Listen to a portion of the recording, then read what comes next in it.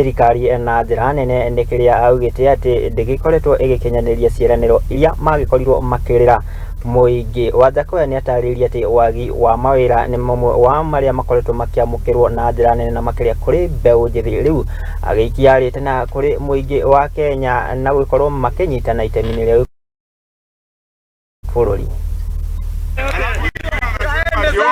Watu Wajakoya akitembea anaambia watu wakute bangi wavae sufuria. It has come to the realization of the Republic that there are some people who are agitating for the mountain, zoning the mountain, which is part of this country, and wanting the mountain to speak on itself. It's actually very primitive and backward, just the same way Mheshimiwa Ruto said. We cannot be taken back to start now being ethnicized, where someone comes in and says that Kikuyus will vote in one basket. A kind of sheer nonsense is why I'm here to condemn.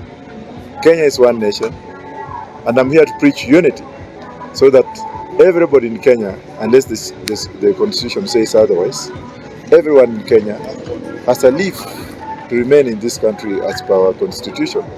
But if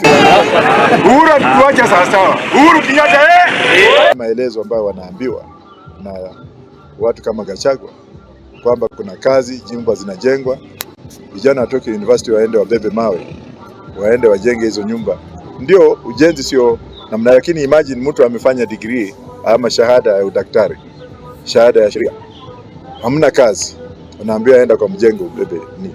Mimi ningetaka nione watoto wa Gachagua na Ruto wawe kwa mstari wa mbele, wamalize vyuo vikuu, ama wale waliomaliza waende ujenzi tu waangalie.